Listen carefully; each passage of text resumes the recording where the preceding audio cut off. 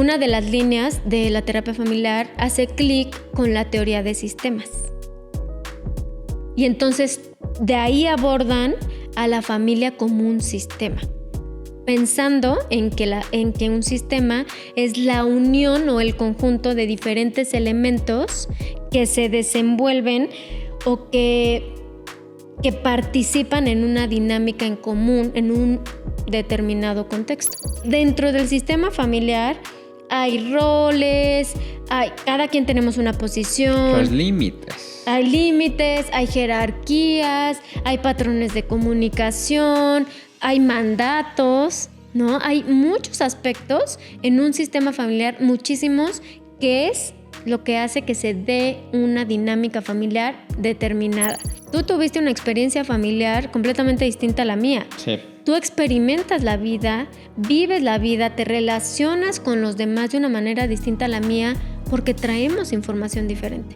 Entonces, imagínate cuando tienes una relación de pareja que van a construir su sistema familiar, que sí viene acompañado de los sistemas de las familias de origen, que es el sistema familiar general, pero el particular que vas a construir con tu pareja viene alimentado de las dinámicas familiares de los dos.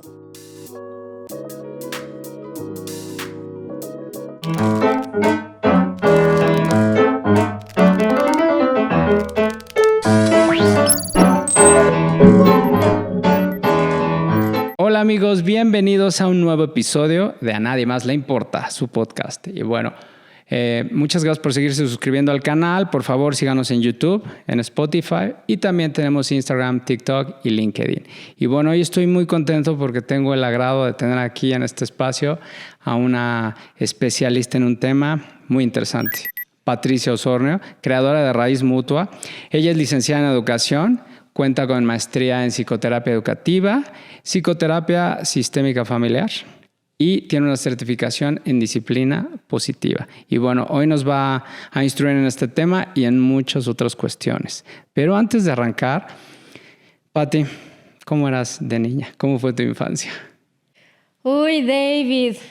Bueno, creo que cuando nos remontamos a nuestra niñez, surgen muchas cosas, ¿no? Al final nuestra memoria no es capaz de recordar todo con precisión, pero cuando me dices, ¿cómo eras de niña? Pues bueno, yo soy la cuarta hija de un matrimonio. Mis 3 hermanos mayores son hombres, entonces fui la única mujer de 4 hijos. Que creo que eso, al ser la más pequeña y al tener 3 hermanos, mis hermanos mayores eran hombres, creo que eso tornó la dinámica, pues, chistosa, ¿no? O sea, yo siempre queriendo estar con mis hermanos.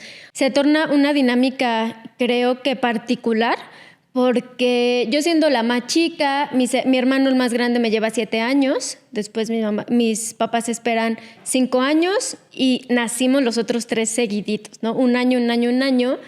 Yo siendo la niña, queriendo jugar con mis hermanos, siempre viéndolos a ellos como los que están arriba de mí, los 2 que siguen de mí, siempre juntos, jugando ellos juntos, y yo como un poco ahí, ¿no? Como que tras bambalinas. Yo quería estar con ellos, pero a la vez también era como muy de mis cosas. Entonces, no sé, fue una dinámica padre. No sé si tú, que somos medio contemporáneos, no mucho, pero sí, pues viví una niñez muy libre en el sentido de llegábamos de la escuela, hacíamos tarea y nos salíamos a jugar a la calle todo el tiempo, ¿no? Entonces yo me acuerdo perfecto como de mi niñez viviendo con mis vecinitos en la calle, jugando, trepando árboles, jugando a las muñecas, a las traes escondidas, en la privada en la que vivíamos, pero siempre en la calle. Entonces creo que por ese aspecto, ¿no? Fue como una niñez libre.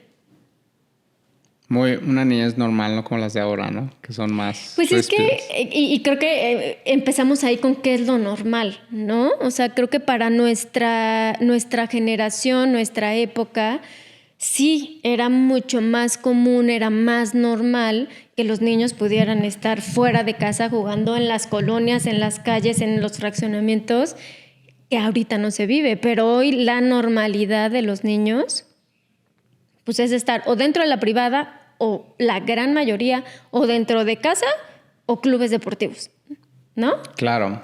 Sí, pero la palabra a lo mejor no es normal, pero como lo más sano, ¿no? O sea, como lo más libre antes. Digo, sí, como que no mediamos los riesgos. Yo hago un repaso y digo, pues estuve expuesto un chorro de veces, pero Sí. pues Sí, no pasó. claro. Y fíjate que sí creo que está ese punto de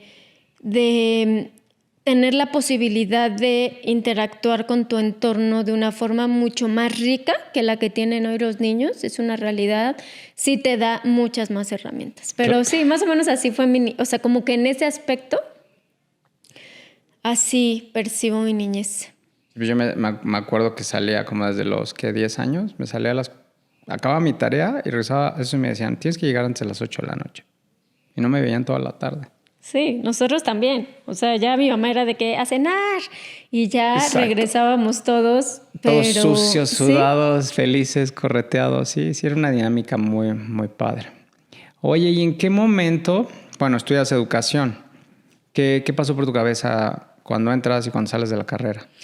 Fíjate que fue, o sea, sí lo recuerdo como, bueno, pues de entrada yo no sé por qué nos dicen, o hay esta regla social de que tienes que decidir a los 18 años a qué te dedicas, ¿no? Pero bueno, mis papás se separaron cuando yo tenía 17. Mi mamá es de Sonora, es sonorense. Mi mamá se va a Hermosillo. Nosotros nos quedamos, soy de San Juan del Río, y nos quedamos en San Juan. Mis hermanos más grandes, los dos más grandes, estudiaban en Querétaro. El que me lleva un año y yo vivíamos todavía en San Juan. Entonces, en esa etapa que estaba pues muy movida, tenía un año de haberse como... Sí, de haber esta separación en mi familia, pues la verdad yo estaba como muy movida por todo eso y estudié en gran parte. Yo tenía como que la idea, me gustaba el diseño de modas muchísimo, me gustaba el tema de la educación y creo que sí estudié un poco influenciada por mi papá, esta carrera es una carrera muy buena para mujeres, ¿no? Que es, si cuando te casas y tienes hijos y vas a trabajar medio tiempo y es como una profesión muy noble. Entonces a mí me gustaba y justo terminé la prepa, no sé, a lo mejor en junio, y yo entraba en agosto o en mayo, no sé, terminé la prepa y entraba en agosto a la universidad, o sea, me iba de San Juan a Querétaro y trabajé 1 o 2 meses en una guardería de una amiga, de una vecina. Me dejó trabajar ahí como en el verano y me encantó, me gustó mucho. Entonces dije, sí, me hace sentido. Y la verdad es que cuando decido estudiar educación, estuve en mi colegio el último año de prepa, te separaban por ramas, ¿no? Okay. La rama como de físico-matemático, la rama, en mi caso era humanidades y así, ¿no? Yo estaba en humanidades y ahí tomo clases de psicología y me encantó, ¿no? Entonces yo decía, como que medio tiene que ver con la educación, me gusta, pero nunca contemplé en su momento estudiar psicología. Pero bueno, estudié educación. Y también entró, David, un poco con la idea de quiero cambiar el sistema educativo, quiero hacer algo por el sistema educativo público de México, ¿no? O sea, como que fue a muy grandes rasgos. Entro a educación, me vengo aquí a Querétaro y aquí en Querétaro, cuando empiezo a buscar escuelas, mi opción, la verdad, siempre fue la normal queretana, que es una normal que es especial para maestros de preescolar, primaria y educación superior, particular, con los hermanos maristas. Yo siempre estuve, que eso es muy chistoso, yo siempre estuve en escuela religiosa desde preescolar hasta la maestría también incluso, ¿no?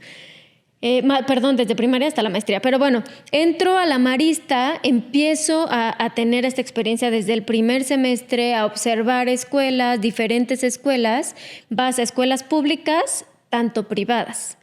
Entonces ves un poco la diferencia muy, muy obvia, ¿no? Del sistema público versus el sistema privado.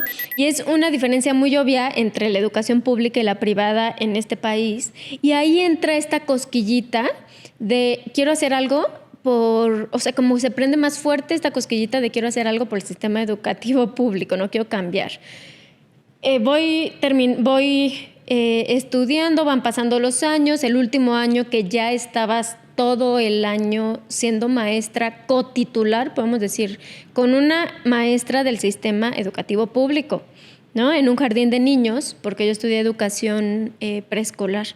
Entonces, todo ese año, pues bueno, obviamente vi 1000 situaciones, pero yo estaba enfocada en el sistema educativo público. La verdad no tenía tanto el lente de ver las dinámicas de los niños, las dinámicas de la familia, como que yo estaba enfocada en qué pasaba en el sistema público versus privado. Todo ese año, el último año de la universidad, estudio... El último año de la universidad estoy en un colegio, en un jardín de niños público. Termino la universidad y justo es muy chistoso porque he hecho de todo. Ahorita, conforme platiquemos, pues creo que di esa vuelta, ¿no? También de la educación a la parte más psicológica y de psicoterapia. Pero en su momento, el último año de la universidad, estuve estudiando teatro.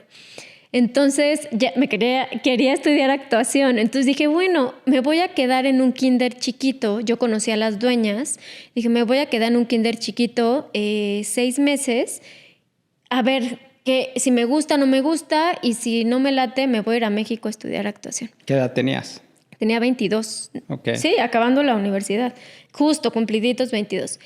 Y entro a este kinder privado, un kinder chiquito, que fue una experiencia, o sea, maravillosa, no solo del trabajo con los niños, sino del trabajo del equipo de maestras. Y justo ahí, fíjate que hubo una experiencia, nos juntábamos, éramos un grupo de primero preescolar, de segundo, de tercero, y había maternal. Era un grupo muy chiquito de maestras, entonces compartíamos mucho lo que hacíamos con los demás niños. Y nos juntábamos una vez a la semana, como que para platicar los casos más, podría ser difíciles, algo que nos estuviera retando o algún aprendizaje que habíamos tenido durante la semana.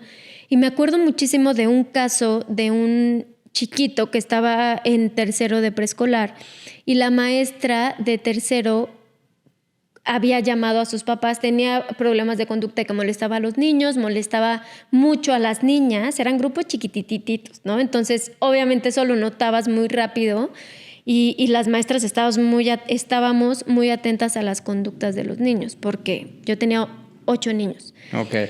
Entonces, esta maestra cita a los papás para platicar sobre la conducta de su hijo, que molestaba mucho a las niñas, había como conductas agresivas, sobre todo con las niñas. Y cuando cita a los papás, la plática con los papás, la entrevista con los papás, ella observa que el papá callaba a la mamá. Cuando la mamá quería decir algo, el papá volteaba, le hacía unos ojos y la callaba, ¿no? Y ahí fue la primera vez, David, que yo digo, wow, ¿no? O sea, cómo lo que pasa en la casa se refleja aquí. Y no me refiero a que vengan los niños, porque sí, es súper común que los niños de preescolar, primaria, vengan y te cuentan lo que pasa en su casa. No me refiero a eso, sino me refiero a las conductas, los patrones de conducta que hay en casa. Aprendidos. Los vienen a actuar los niños. Exacto, ¿no? Estos patrones de conducta aprendidos los vienen a actuar los niños a los entornos en donde se desenvuelven. Ahí fue la primera vez que me hace este clic, ¿no? A partir de allí, a los meses, me surge la oportunidad de cubrir a una maestra se llama hacer una... No, me surge la posibilidad de cubrir a una maestra en el sistema educativo público. Okay. Ella se iba de incapacidad y me llaman. Y eso me daba la oportunidad de meterme al sistema educativo público, ¿no? Para a partir de ahí brincar a hacer examen para poder tener una plaza de gobierno. Esto es Yo entro en agosto del 2022. Esto fue, yo creo que en marzo del 2023. Del 2003, perdón. Entro en agosto del 2012 a trabajar en este colegio. En el 2013, en marzo más o menos, me dicen, oye, ¿puedes cubrir esta incapacidad? Y ahí me meto al sistema educativo público. Estoy cubriendo esa incapacidad de marzo a agosto, renuncio obviamente a la otra escuela, y en agosto hago el examen, o en julio, no me acuerdo, hago el examen para tener una plaza de gobierno. Y quedo en los primeros 10 lugares, pero había muy poquitas plazas, soltaron muy poquitas plazas. Entonces me quedé literal a una persona para poder conseguir una plaza de gobierno. Y me quedé como el perro de las dos tortas, sin trabajo en agosto de ese año, sin trabajo en ningún colegio privado, ni plaza de gobierno, no tenía para cubrir ninguna incapacidad. Consigo chamba en un colegio privado, aquí en Querétaro, y me llaman a los meses igual de, oye, ya se liberaron plazas, ya tienes lugar para tu plaza. Renuncio al otro colegio, me meto al sorteo de las plazas para escoger lugar, en donde quieres tener tu lugar, y yo me voy al horario vespertino de los jardines de niños para quedar dentro de la ciudad de Querétaro y no irme a una comunidad lejana. Y trabajé por Chichimequillas en una escuela rural. Yo era maestra, directora, todo. O sea, yo estaba encargada de la escuela, tenía 30 niños, aparte era una escuela multigrado, primero, segundo y tercero de preescolar, en una comunidad rural. Órale. Una mamá me ayudaba era la intendente, le pagaban los papás entre todos para que limpiara el salón y me ayudaba a limpiar el baño, pero yo era la encargada de todo. ¿En qué año esto? Esto fue en 2013. O sea que no está nada alejado de la realidad. ¿Ya viste la de Eugenio Derbez de Radical? No la he visto. Me estás contando sí sé de qué va, sí sé de qué va la película, no la he visto, pero sí sé de qué va y no, para nada está alejado de la realidad. Y es interesante ver cómo, por eso te digo, yo tenía como la idea de algo quiero hacer con el sistema educativo público porque yo tuve la gran fortuna de estudiar en escuela privada. Sí. Pues desde preescolar, ¿no? Nunca experimenté estudiar en un sistema educativo público, pero sí tenía conocimiento y cuando me meto, pues más. Y fue interesante porque aquí veo un contexto completamente distinto, incluso del mío, ¿no? Una comunidad rural, las mamás iban en el recreo a llevarles el lunch, así de que el huevito recién preparado, la sopita de fideo recién preparada y me llevaban a mí siempre. Bueno, total. Amor puro. Sí, no, o sea, no sabes, te lo juro. O sea, tengo la experiencia de 2 colegios particulares versus mis años en la escuela pública, en el sector público, sí es una diferencia. Pues manda la nana. ¿No? O sea, sí. Sí, sí. O sea, no todas, no podemos generalizar. No podemos generalizar, pero sí tuve experiencias de esas. Pero bueno, el punto es que aquí me doy cuenta también de cómo influye el contexto sociocultural, no solo familiar, ¿no? Sino sociocultural en el que se desenvuelven las personas. Y aquí yo lo veía muy claro en la educación, ¿no? Había niños que llegaban sin desayunar, había niños que llegaban de haber caminado 2 kilómetros, 1 kilómetro sin calcetines a la escuela, ¿no? Entonces, bueno, ahí me empiezo a dar cuenta de cómo influye el ambiente. A partir de ahí ya me moví a otras escuelas. Estuve 3 años en el sector público y dentro de esos 3 años, de 2013 a 2016, me surge la oportunidad, como trabajas un tiempo cortitito y yo estaba en la tarde, pues sé qué voy a hacer en la mañana. Y me surge la oportunidad de trabajar en el HITO, en el Hospital Infantil Teletón de Oncología de Querétaro. Una amiga psicóloga de San Juan me dice, oye, están buscando una maestra porque aquí en el Hospital Infantil Teletón de Oncología, en el HITO, está el hospital que atiende a los niños con cáncer, les brinda el tratamiento médico y aparte tienen una casa, la Casa Teletón, que es un albergue. Y en el albergue viven los niños que ellos consideran que su entorno no va a favorecer el tratamiento. Por ejemplo, niños que viven en la sierra, niños que sus condiciones pueden, no sé, como tener... A ver, espérate, ahí me perdí. Puede que sus condiciones afecten el tratamiento médico por el entorno. Entonces viven ahí y vive un niño con un familiar adulto responsable. Puede ser su papá, su mamá, su tío, su abuela o su hermano, si es que es mayor de edad. Y hay una escuela. Abrieron una escuela maternal, preescolar, primaria baja, lo dividían. Primaria alta, secundaria y preparatoria. Porque en el Teletón atienden a niños de 0 a 18 años. Y fue bien padre también porque como estaban los papás ahí, había una universidad en línea para los papás que querían estudiar una carrera. O los adultos acompañantes de los niños que querían estudiar una carrera, ahí había clases para los niños, para los adultos en la tarde y así. Bueno, yo entro ahí como maestra. Y obviamente imagínate, es como si tú estuvieras dando clases en la casa de los niños. Ok. Entonces, ves toda la dinámica, aunque sea la dinámica entre dos miembros, sí, ¿no? Que era el niño que estaba en tratamiento y el adulto que lo acompañaba. Ves la dinámica familiar, estás dando clases en su casa, en donde viven. Y obviamente más el factor de la enfermedad, que es un factor que te pone al límite, ¿no? En todos los sentidos. He estado de alerta todo el tiempo. Todo el tiempo. Entonces, imagínate que, bueno, yo entro y de ahí me mueven me piden que los apoye, iban a inscribir la escuela a la SEP, entonces les ayudé a hacer el programa educativo de preescolar y maternal. Entonces me quedo como maestra de preescolar y directora de preescolar y maternal. Iba a todos los cursos con las directoras de la zona para inscribir a la escuela. Se me fue. Iba con todas las directoras de la zona a los cursos, a las pláticas y demás, porque querían registrar el colegio ante la SEP, ¿no? Okay. Que fuera una escuela oficial, porque había niños que su tratamiento duraba 1 año, había niños que estaban más de 1 año, ¿no? Que estaban depende del tratamiento, claro, ¿no? de cómo iban a... Claro. Exacto, de cómo iba evolucionando. Entonces querían que los niños no perdieran, que no se desescolarizaran. Entonces que estuvieran ahí escolarizados y que fuera formal. Ahí, David, no sabes, me tocó una experiencia y la tengo muy, muy grabada. Había un niño que yo amaba de la Sierra de Querétaro.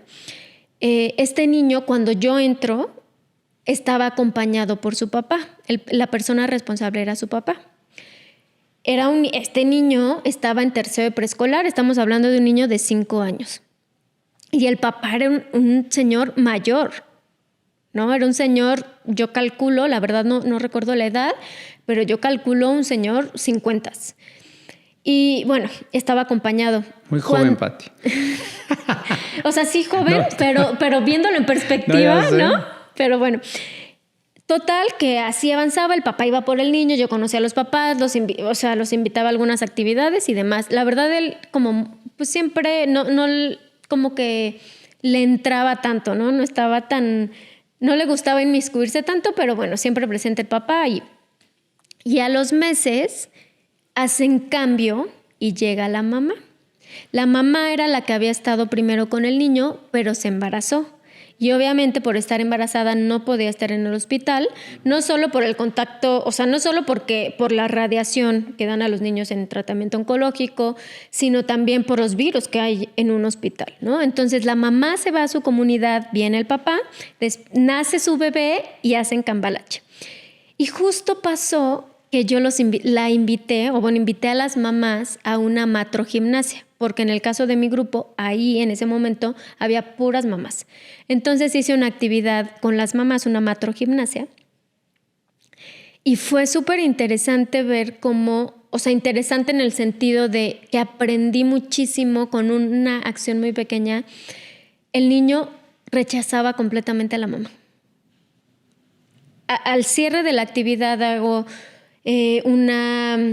pues sí, una actividad, al cierre de la matrogimnasia hago una actividad de cercanía, de amor, de contacto físico, como para bajar, ¿no?, la energía que habíamos elevado en las actividades físicas, y para hacer siempre, para mí era como muy importante hacer este cierre como de cercanía, ¿no? Y el niño no quería abrazar a su mamá. No quería decirle que la quería, no se dejaba que ella lo tocara. Y cuando empiezo a investigar, pues sí, ¿no? O sea, cuando empiezo a trabajar con él, a platicar con él, pues estaba muy enojado porque su mamá se había ido. Y entonces empiezo a trabajar con ellos dos, ¿no?, como familia, para fortalecerlos. Y ahí también David o sea, ese hecho y todo lo que veía en la casa Teletón fue de qué impresión, qué importante es ver la dinámica familiar de los niños para entender el comportamiento de los niños, para entender cómo se desenvuelven en el salón de clases, para entender cómo están, ¿no? Y, o sea, no tienes idea de la cantidad de historias, porque te digo, dábamos clases en su casa. Y esos niños eran adultos. Y viviendo una experiencia muy fuerte. En ese ¿no? entorno, bueno, más complicado, pero... Totalmente. Entonces se volvía aparte de ver esas microfamilias, pues veías a la familia completa, que era la familia Teletón, que era todas estas mamás o estos papás o estos familiares con sus niños se volvían una familia. Entonces era muy interesante. Ahí surge la duda de, hablo muchísimo, voy a tratar de bajar, pero quiero llegar a donde entro en la terapia familiar, ¿no? Ahí fue la primera vez donde dije, qué importante es ver la dinámica entre papás e hijos, la dinámica entre los papás, la dinámica entre la familia completa para cachar qué está pasando con el niño en este caso, ¿no? Yo como maestra. A partir de ahí me surge la oportunidad de trabajar en otro proyecto que ya no tenía nada que ver con educación. Dejo el trabajo en el Teletón, dejo el trabajo en la Plaza de Gobierno, renuncio a mi Plaza de Gobierno y me voy a armar un proyecto educativo para unas ludotecas privadas en un club deportivo a nivel nacional. Y obviamente allí también veía la dinámica de los papás, porque estás en un ambiente contenido donde hay muchas familias, tú trabajas con los niños, pero ves ahí todo lo que está pasando entre las familias. Y mientras yo estaba en todo este proyecto, a mi esposo ahora, a Jorge, le surge la oportunidad de irse a Madrid. Platicamos y fue pues ya en el punto en el que estábamos en la relación de no me quiero ir solo, quiero que te vayas conmigo, si me voy solo, pues esto no va a funcionar, ¿no? O más bien como que él no quería intentar una relación de distancia. Y pues dije, si me puedo ir a estudiar, pues ahora es cuando, ¿no? Y busco una maestría, como yo estaba metida en el tema educativo, busco una maestría de psicoterapia educativa. En Madrid hago una especie, el programa era como de 3 maestrías diferentes englobadas, que es intervención en dificultades del aprendizaje, niños con algún trastorno del aprendizaje o del desarrollo. Entonces, por ejemplo, niños con trastorno autista, con síndrome de Down, débiles visuales o ciegos, débiles auditivos o sordos, por ejemplo, en Madrid, que hay muchísimos inmigrantes, niños en una familia inmigrante. Entonces, estudio a niños con alguna dificultad en el aprendizaje o trastorno del desarrollo, y dentro de, como era una maestría más de psicoterapia, era psicoterapia educativa, pues entro al tema de la psicología ya más como con una perspectiva de sí estudiar la psicología, ¿no? Del niño, porque aunque lo había visto en mi carrera, pues aquí era pues ya era la línea de trabajo, ¿no? Psicoterapia. Entonces ahí me meto a esta maestría, me encanta, empiezo a conocer los diferentes trastornos del desarrollo, empiezo a ver diferentes dinámicas. Viviendo en Madrid, mi maestría era viernes, sábado y domingo, Entonces tenía la semana también medio libre, tenía medio tiempo de trabajo aquí en México, entonces trabajaba en las tardes de Madrid y en la mañana me metí de voluntaria a un centro de inmigrantes. La mayoría era de República Dominicana. Ok. Había de Venezuela, había muchos latinos y del Caribe, pero la mayoría de República Dominicana. Y no tienes idea lo que aprendí también ahí. Porque veía las familias que se habían salido de su contexto, ¿no?, sociocultural, para venirse a uno que no les daba la bienvenida. Entonces veía niños que no se sentían ni de Madrid, ni españoles, ni se sentían dominicanos. Entonces fue súper interesante. Ahí fue como otro bombazo de información de qué importante es ver a la familia para entender al niño. ¿No? En ese caso, repito, porque yo estaba enfocada en la educación. Claro. Y entonces durante ese año me empiezan a hacer la cosquillita de no solo me quiero meter en el tema educativo, quiero aprender del tema del comportamiento de los niños, del comportamiento humano. Y me meto a hacer mis prácticas a un consultorio en donde trabajaban esas dos partes. No solo a niños con un trastorno del desarrollo, no solo la parte educativa, sino también la parte conductual y emocional, obviamente, ¿no? Entonces empiezo a vivir estos dos mundos de ver todo este aspecto educativo. Veo a familias con niños con autismo. Una familia, me acuerdo, de un niño que había sido adoptado, de un niño indio que había sido adoptado por una mujer española que tenía una especie de... Espérame, se me fue el... Ya. Que tenía una especie de retraso mental. Entonces, ver la dinámica, hubo una familia, una mamá que llevaba un niño tenía entre 3 y 4 años que parecía un bebé. No caminaba, la mamá no lo bajaba de la carriola, no lo dejaba caminar. O sea, nosotros lo estábamos estimulando porque traía un retraso del desarrollo súper importante, no congénito, no biológico. ¿Por la mamá? Sino del contexto. Ay. ¿No? Entonces, o sea, fue ahí como también ver todo diferentes sistemas en una cultura completamente distinta. O sea, bueno, no completamente, pero en un país distinto, un país distinto, en un continente diferente. Y ver otros casos, vi otros casos ya como que en la línea conductual de una niña dominicana que el gobierno español le quita a esta niña a sus papás biológicos por temas de drogadicción y violencia y la acoge, se llaman familias de acogida, la acoge una familia española.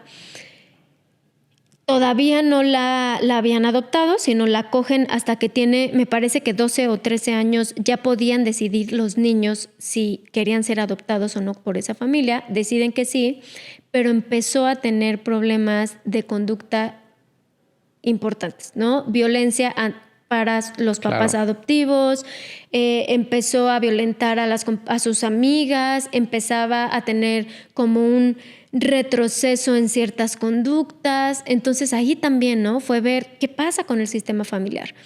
Acabo esa maestría, regreso al proyecto en el que yo estaba trabajando y llegó un punto en que dije, todo esto que aprendí no lo puedo poner en práctica aquí. Entonces regreso a México, me doy cuenta que yo no podía poner en práctica esto. Viene COVID, viene la pandemia, cierran los clubes, yo tenía chamba, pero no tenía chamba, ¿no? O sea, estaba contratada y recibía mi sueldo. Sí, y recibía mi sueldo, pero las ludotecas estaban cerradas. Entonces dije, ahora es cuando puedo estudiar otra vez. Y me metí a la maestría, y me meto a la maestría de psicoterapia familiar sistémica. ¿Dónde encuentras eso? ¿Cómo se busca? Porque te digo, yo cuando te conocí empezamos a platicar de eso y me llamó mucho la atención. ¿Cómo fue?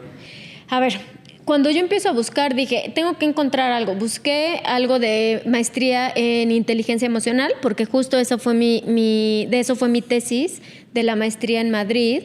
Y me gustaba mucho el tema de las emociones que tienen que ver con el comportamiento. Entonces, como medio de ahí, yo quería ligarlo hasta que me puse a investigar diferentes maestrías, con qué puedo trabajar con familias, con qué puedo como que abrir un poquito el campo y no solo quedarme con los niños. Y encontré una maestría en Morelia, justo en una universidad en Morelia, de psicoterapia familiar sistémica, sistémica familiar y de pareja. Entonces abordas todo. Ahorita voy a explicar un poquito los sistemas, pero encuentro esta y dije, de aquí soy. Claro. Porque aparte era en línea, era los fines de semana, yo podía seguir con mi trabajo. Entonces dije, perfecto. Entro, David, y te lo juro que fue para mí esto es lo mío. Esto es lo mío. Yo quiero entender qué pasa con las familias. Y fíjate que lo platicamos mucho en la maestría, que nadie llega por casualidad. Al final yo también tenía muchas preguntas. El tuyo. Exacto. ¿No? Yo tenía muchas preguntas sobre... ¿no? Claro, yo tenía muchas preguntas sobre qué pasaba con mi familia, por qué yo había cosas que no entendía, por qué había cosas que a mí no me hacían sentido, por qué había cosas que yo quería hacer diferente, ¿sabes? O sea, como toda esta historia que yo veía en mi sistema familiar, en mi familia, yo decía, quiero entender, y caigo en este lugar, caigo en esta maestría, y wow, o sea, encontré definitivamente lo mío. ¿Dónde surge este estudio? Te voy a contar que cuando me invita, o sea, cuando ya teníamos la fecha definida y sabíamos que íbamos a hablar de sistemas familiares, me puse a pensar como qué quiero compartir, ¿no? Y cuáles son esos como elementos importantes que quiero que se sepa en la terapia familiar. Y hay uno importante que es ¿de dónde surge?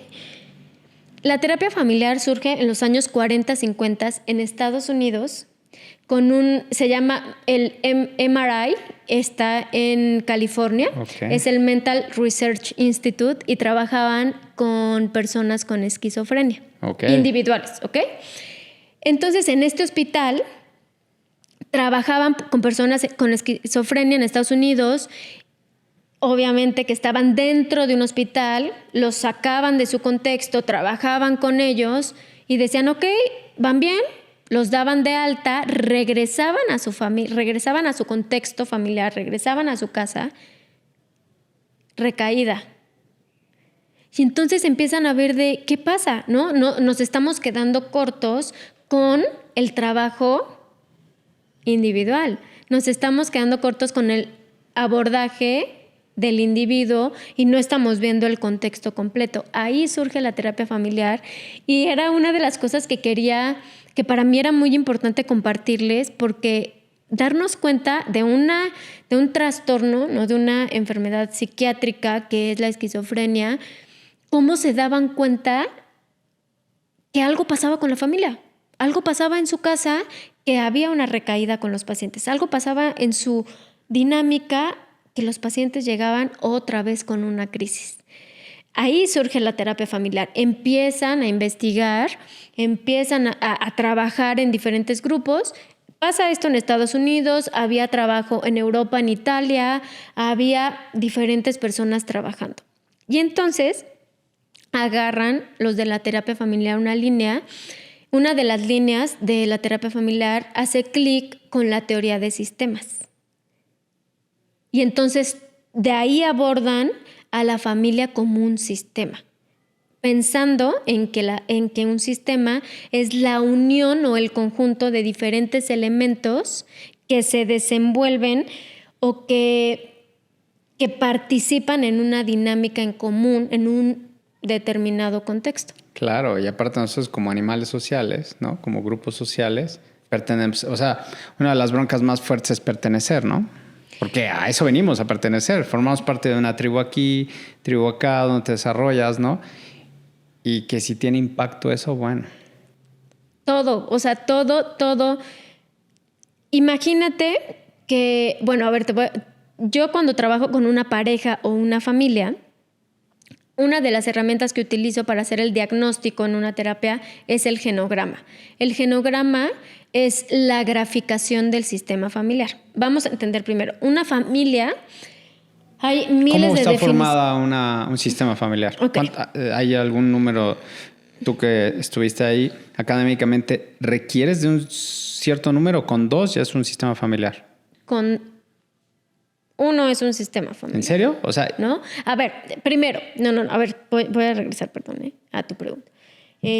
A ver, un sistema familiar está conformado con un grupo de personas. Voy a irme un poquito antes a ver la definición de familia, que hay muchas, pero te voy a dar una, ¿no? Una familia es un grupo de personas que viven bajo el mismo techo. Pueden tener o no lazos consanguíneos. Sí, ¿ok? Claro. Entonces, puede ser que si la persona que trabaja en tu casa tiene 10 años viviendo en tu casa porque trabaja de planta, se vuelve parte de tu sistema familiar. Claro. Un perro, una mascota se vuelve parte de tu sistema familiar, ¿ok? Entonces pueden tener lazos consanguíneos o no. Esa es una familia. Y me gustó mucho una definición que una vez leí, o un aspecto que una vez leí que decía que incluso las familias son el grupo de personas que ven y experimentan la vida de una manera similar. Okay. Y eso me pareció súper importante por todo lo que implica un sistema familiar, ¿no? Todas las reglas, los límites, la información, los patrones que trae un sistema familiar. Pero entonces, regresando a tu pregunta, una familia esa es como una definición muy general.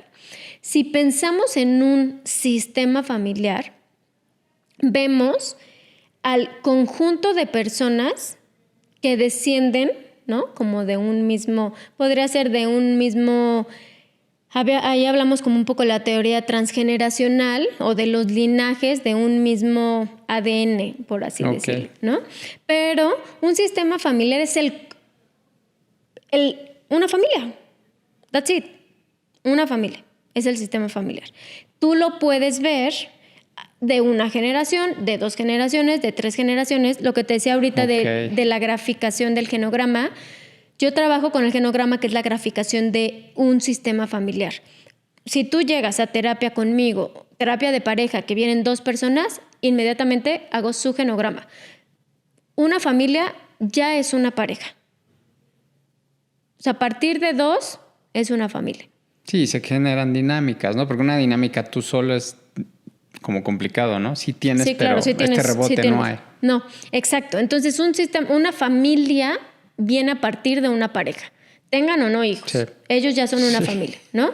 Entonces, a partir de ahí yo grafico una generación que sería sus familias de origen, la familia de origen de ella, o sea, la familia de la que viene, sus papás, sus hermanos, la familia de origen de él y una generación arriba, los abuelos. Okay. Entonces, ¿de dónde vienen sus papás, sus abuelos y tal, no? ¿Por qué? Y aquí voy a responder un poquito más lo del sistema familiar. Al yo poder graficar a este sistema familiar, está compuesto un sistema por subsistemas, es decir, un sistema familiar, está la familia, está compuesta, ese es el sistema familiar completo, ¿no? Hay subsistemas, que es una persona es un subsistema individual. Ajá. Porque si pensamos en la teoría de sistemas, que es diferentes elementos conviviendo en un mismo entorno, entonces está un individuo, es un subsistema individual. Subsistema fraternal, en este caso, los hermanos, los hijos. Subsistema pareja o conyugal es la pareja. La pareja como pareja. Y luego está el subsistema paterno, o sea, los padres, que va en relación de la pareja con los hijos. Y esto es bien importante, David, que lo tengamos claro, porque una cosa es la pareja y una cosa es el rol de papás. Son 2 subsistemas. Aunque estén dentro de las mismas personas. Y dentro del mismo techo. Son 2 cosas distintas, ¿no? Entonces, un sistema está compuesto por diferentes elementos, por diferentes subsistemas. Un individuo, que obviamente en una familia de 5 hay 5 subsistemas individuales. Pero si ya lo ponemos por roles o jerarquía, que dentro del sistema familiar hablamos, o de la teoría de sistemas o de la terapia familiar, hablamos de las reglas, de los límites, jerarquías, triángulos, patrones y demás, ¿no? Para entender la dinámica familiar completa. O sea, en resumen, un sistema familiar está compuesto a partir de dos miembros, ¿no? Uh-huh. Y de ahí, dentro del sistema familiar existen subsistemas. Y dentro de eso hay roles, ¿no? Claro. Y de esos roles generan dinámicas. Claro. Ok. Sí. Entonces, a ver, porque para como centrar, ¿no?, el tema de sistemas familiares. En un sistema familiar, y no creas que solo, porque me acuerdo que hace ratito decía sobre el tema de las parejas y todo lo que está alrededor. En un sistema familiar, imagínate el mío con mi esposo, ¿no? Acuérdate que ya en nuestro sistema no solo somos mi esposo y yo, entran nuestras familias de origen, la familia de la que venimos. Ver las dinámicas de esas familias de origen, los patrones de comunicación, de interacción, cómo fueron los límites, no solo porque aparte un sistema familiar no solo tiene límites adentro, o sea, de cómo es mi relación contigo, o reglas en nuestra casa, o reglas sociales, las reglas que para nosotros son importantes a nivel social y espérame, se me fue. Las reglas que son importantes para nosotros de convivencia, no solo en nuestro entorno, sino en los otros entornos en los que nos desenvolvemos. Hay límites también hacia afuera, hay familias que su límite es cerrado. Esas familias que no permiten que entre ni salga información. No sé si te ha pasado, yo he trabajado con familias con límites cerrados, que no permiten que entre información de fuera, ni de aquí ni de adentro para afuera. Hay familias que tienen una relación más sana con el entorno. Hay familias, por ejemplo, en los límites entre tú y yo o entre los miembros, hay familias que se llaman amalgamadas o muégano, que son estas familias que no se diferencian ni entre los miembros, ¿no? Que todo hacen juntos, que todas las decisiones se toman juntos. ¿Cuántos tipos de sistemas familiares hay? Pues, tipos de sistemas familiares hay, pues... ¿Pero hay alguna clase? Se me fue. ¿Te acuerdas que existe un reel de eso? Uh-huh. Tipos de sistemas familiares, pues depende del número de familias que tengamos en el mundo. Todos los sistemas son diferentes. Pero si los categorizamos, está la familia tradicional, que es papá, mamá e hijos. Está la familia monoparental, ¿no?, que es un padre, un progenitor con los hijos, el que cría o es responsable de los hijos, y viven bajo el mismo techo. Okay. Está las familias extendidas, ¿no? O familias compuestas, más bien.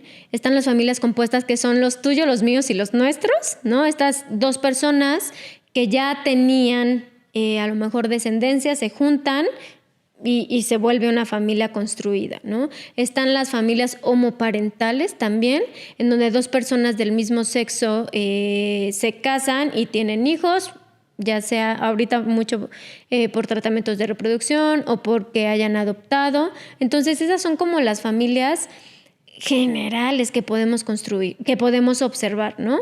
Las tradicionales, monoparentales, homoparentales y las familias construidas. Entonces esto me suena muy, muy importante porque, bueno, yo traigo un proceso arrastrando desde que fui papá. He estado trabajando mucho en eso, en la herida de abandono de mi papá, de rechazo y muchas cosas más.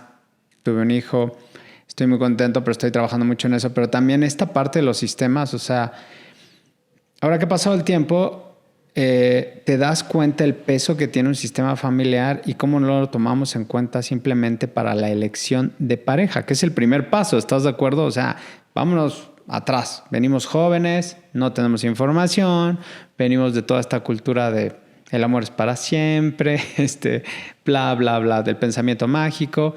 Y cuando entras al mundo real y a la práctica, pues resulta que no es tan así. Y después estamos de víctimas, no, es que tú, expectativas, ya sabes, todo este psicodrama, pues con mucha falta de sabiduría.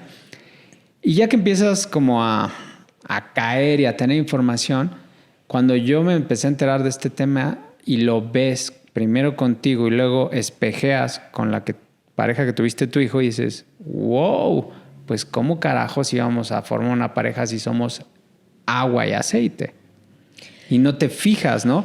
Y ya cuando ves las dinámicas familiares dices, wow, tender un puente está complicado. No imposible, pero está muy complicado cuando está tan alejado. No sé qué opinas al respecto, pero sí, si no eliges, o sea, si no te fijas en eso cuando vas a elegir una pareja, pues creo que estás como haciendo una elección muy así nomás. A ver, creo que voy a empezar de atrás para adelante, por así decirlo, ¿no? De esta pregunta que me haces, o más bien... A ver, voy a empezar un poquito respondiendo primero la pregunta de la pareja y me voy hacia atrás, hacia los sistemas familiares. La elección de pareja generalmente se da de manera inconsciente. Y hay, en el aspecto psicoanalítico o en el enfoque psicoanalítico, porque es importante saber nada más rápido que en la terapia familiar no es un solo enfoque con el que trabajas. Puedes trabajar a la familia con enfoque conductual, cognitivo-conductual, con enfoque psicoanalítico, que se le llama psicodinámico, con enfoque, hay uno que se llama terapia breve. Perdón. No te preocupes. Ya. Ok. Hay otro enfoque que se le llama terapia breve, está el estructural, que es el autor se llama Minuchin, que él trabaja solo con familias, ¿no? Entonces hay muchos aspectos, pero uno, que es el enfoque psicoanalítico, psicodinámico, nos habla de las elecciones, de dónde viene la elección de pareja. De la elección de pareja viene por varios factores. Uno es lo que rechazas, lo que rechazaste de alguno de tus progenitores, lo que rechazaste de tus figuras parentales, lo buscas en otra persona, ¿no? Otro es que es justo este espejo, ¿no? Lo que te choca, te checa, que lo espejeas con otra persona. Sí. Y luego está lo que no tuviste y quisiste tener. Entonces buscas algo que no había en tu sistema y lo enganchas con otra persona que te muestra eso diferente.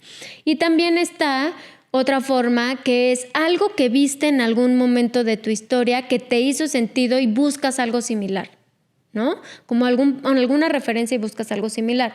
Generalmente elegimos pareja de una forma inconsciente. Y es bien interesante lo que dices, porque sí, conocer la dinámica familiar, la dinámica del sistema familiar de la otra persona, pues te va a dar una perspectiva súper amplia de quién es la otra persona.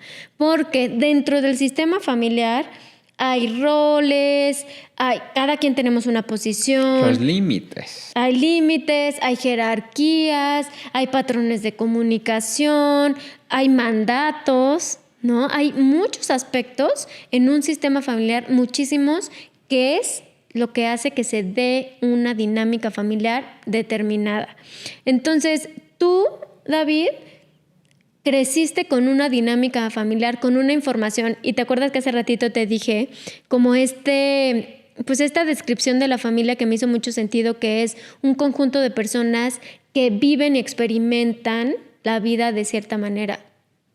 Tú tuviste una experiencia familiar completamente distinta a la mía. Tú experimentas la vida, vives la vida, te relacionas con los demás de una manera distinta a la mía porque traemos información diferente.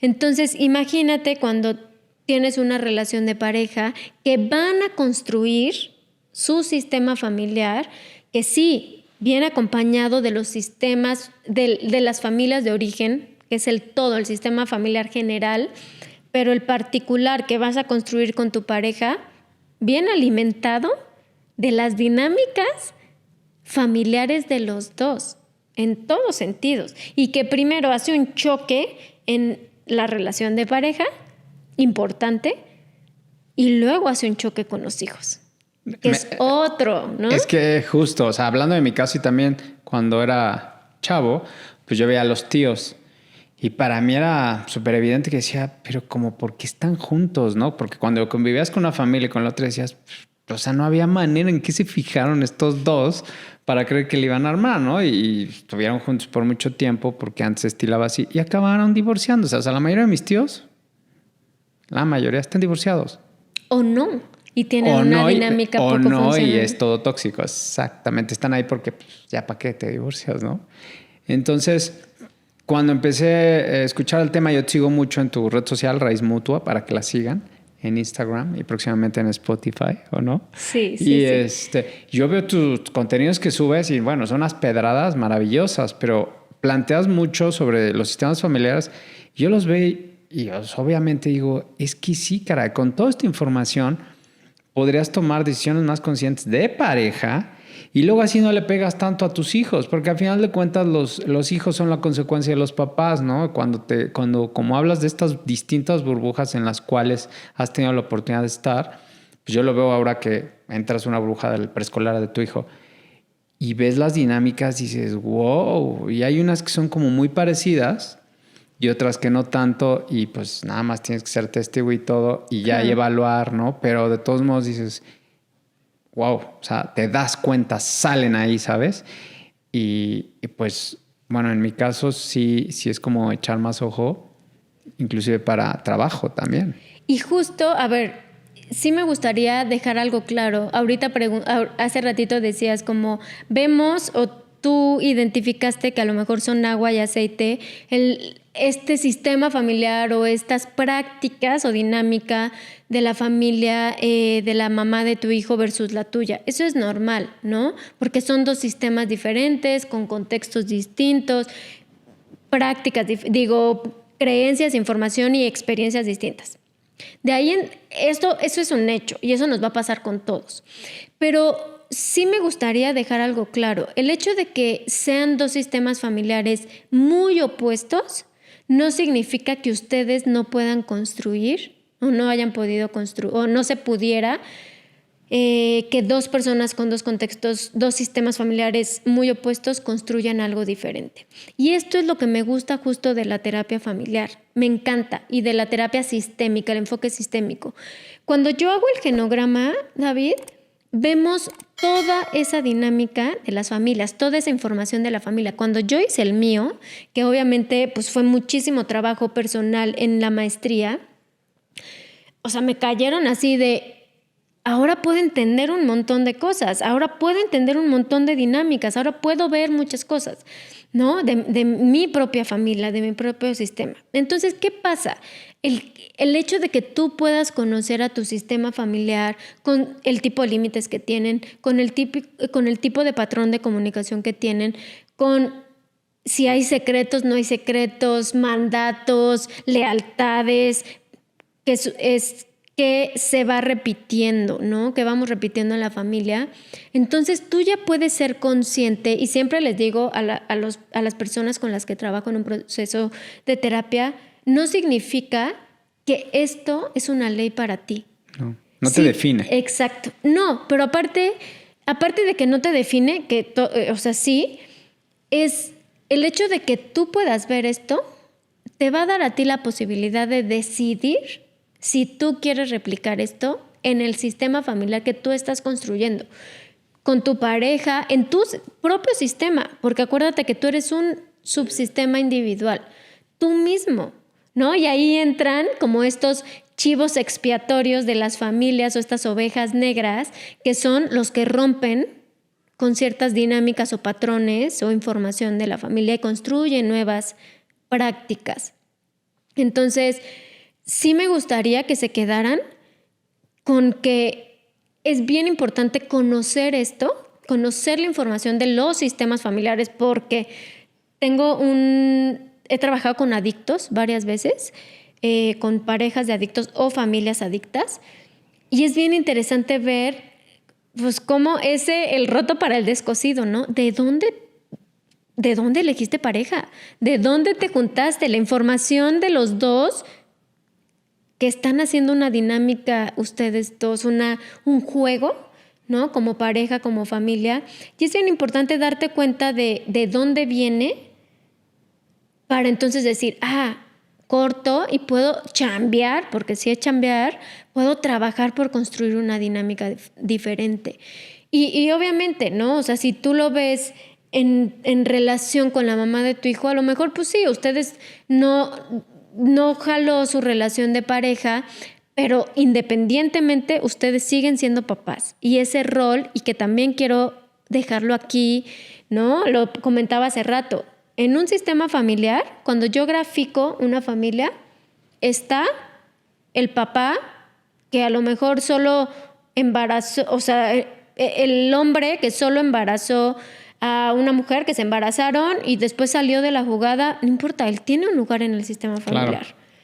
Si hay una pérdida gestacional, un bebé que a lo mejor no llegó a término, que se interrumpió el embarazo, está en el sistema familiar, porque tiene un peso importante en la familia. Si por ejemplo, no sé, una pareja se separaron, ellos siguen estando como papás dentro del sistema familiar, y si tienen otras parejas, entran al sistema familiar, ¿no? Entonces es el conjunto de personas que forman una dinámica. Y es bien importante esto, David, porque independiente de que ustedes dos no tengan una relación de pareja, sus sistemas familiares, su información sigue teniendo un peso en la forma en que crían a su hijo, en la dinámica que construyen ustedes dos como papás. Sí, y por eso es tan importante tratar de construir un puente, pero dijiste una palabra que es lo más importante y también justo por eso creé este espacio. Chambear. A nadie más le importa, más que a la persona, ¿no? El protagonista de su historia, pues si quiere chambear y progresar, ni siquiera es por demostrarme a mí, no, por tu hijo. Porque si no lo replicas como virus, ¿no? O sea, yo lo viví, yo pude haber abandonado a mi hijo. Yo vengo de abandono de papá, yo pude haber abandonado. Pero gracias a que he estado chambeando para entender mi sistema, de dónde vengo, mi linaje, mis lealtades sistémicas, pues no, decidí no hacerlo, ¿no? Por el gran ejemplo que tuve mi papá. Gracias, papá. Pero, y luego también resolví un tema ahí con mi manera de tomar. Entonces he estado como trabajando, ha sido fuerte, pero lo he logrado y he visto los beneficios, ¿no? Pero es chambeando. Si no chambeas, ¿y a quién más le debe importar eso? Tú pregúntame. A mí. Claro. Entonces, por eso es tan importante echarte un clavo en tus procesos, en tu pasado y hacer algo. Porque si no ejecutas, pues da lo mismo. ¿Estás de acuerdo? Claro. Entonces, muchas veces, papás, si están escuchando, que es mi caso, papás solteros que te has agarrado a tu hijo y que no puedes tener una buena comunicación con tu expareja, la mamá de tu hijo, pues esta es una buena opción, que busquen a Patti para una terapia de sistema familiar, ¿no? Pero necesitas la otra contraparte, si no, pues ¿cómo le haces? Qué interesante esto que acabas de decir. Súper interesante porque, a ver, voy a regresar a la teoría de sistemas. Sí, y justo cuando yo aprendí la teoría de sistemas, nos hacían como este símil con cualquier máquina. Si tú piensas en una máquina, vamos a pensar en una computadora o una cámara, tiene diferentes elementos que trabajan en conjunto para un objetivo. Si a tu cámara le movemos, ya ves que tiene, no sé cómo se llama, la ruedita esa que en donde le vas moviendo de manual y eso, se descompone, ¿afecta a todo el sistema? Claro. Sí. Si tú le cambias, le pones un lente que tiene una mejor apertura o que tiene muchísimo zoom, ¿cambia el resultado? Sí, claro. Claro. Entonces, en un sistema familiar, si tú trabajas con un individuo, mueves al sistema familiar. Si tú trabajas con la pareja, mueves al sistema familiar. Si tú trabajas, obviamente, con toda la familia, es más rápido el proceso. Por las dinámicas. ¿Sabes?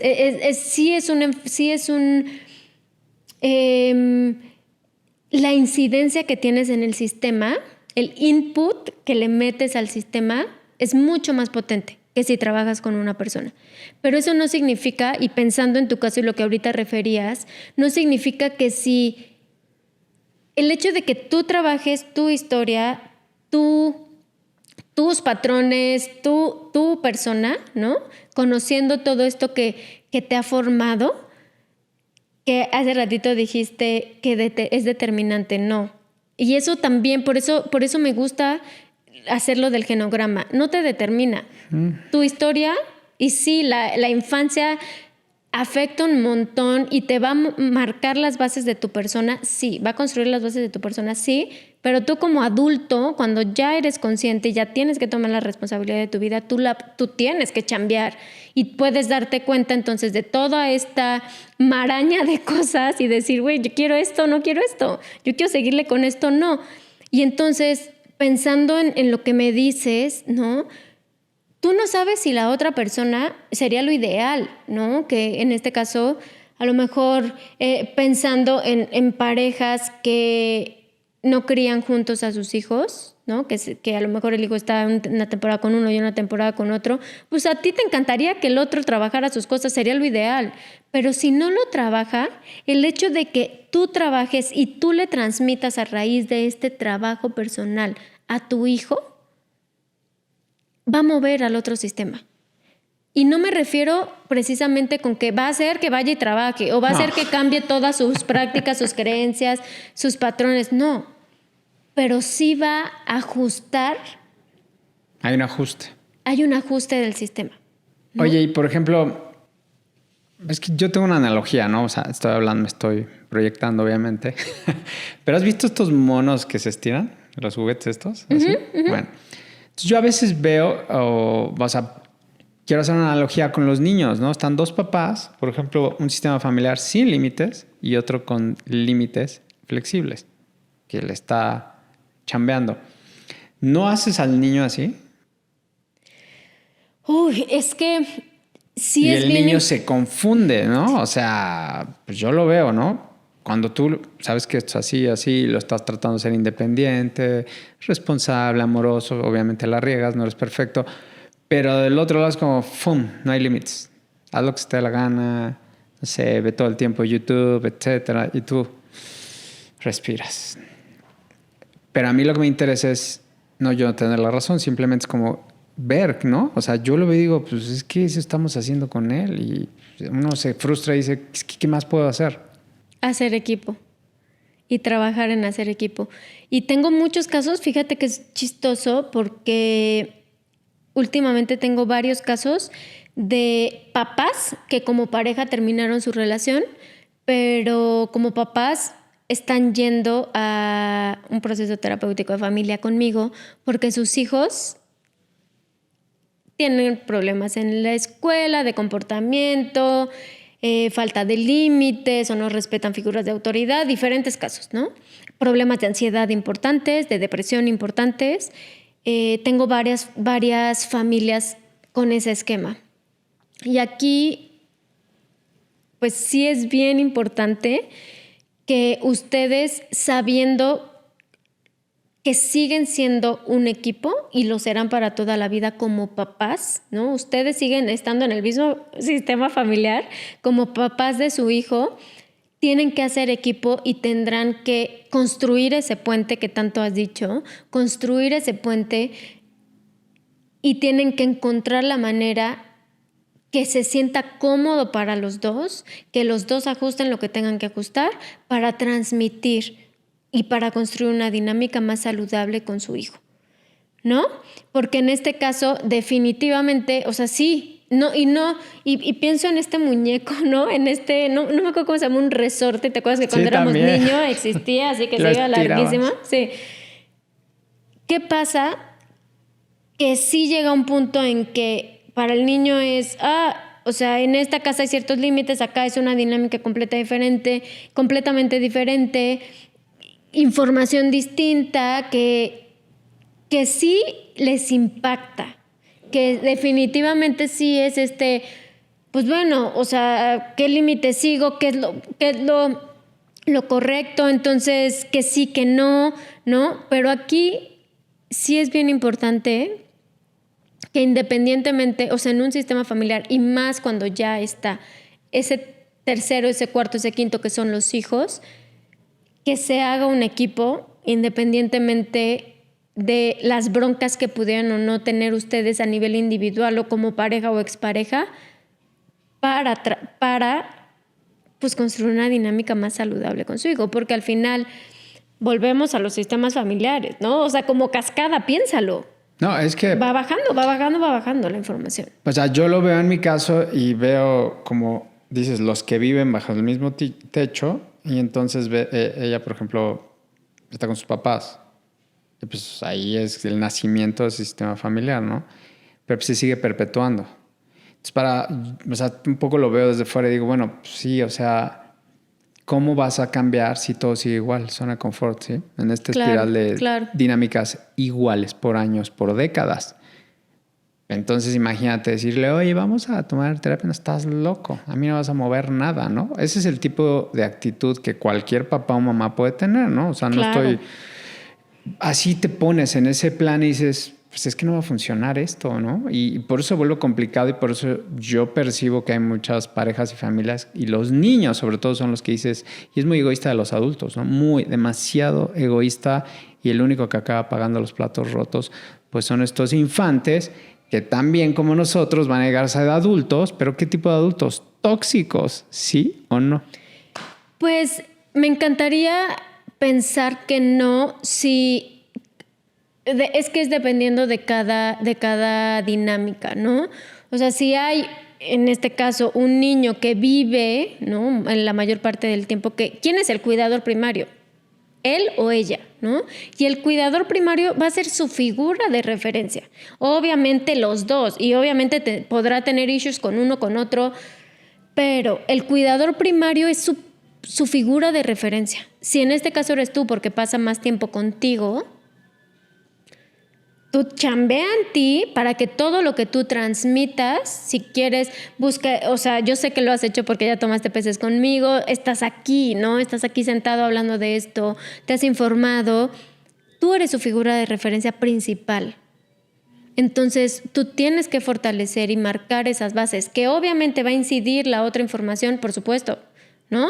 Porque está construido de esas dos personas, de esas dos dinámicas, pero si pasa contigo, es como el colegio, ¿no? O sea, el colegio no te va a formar. Va a incidir en tu formación o en tu desarrollo, por supuesto, pero pasas 8 horas del día en el colegio. Las demás las pasas en tu casa.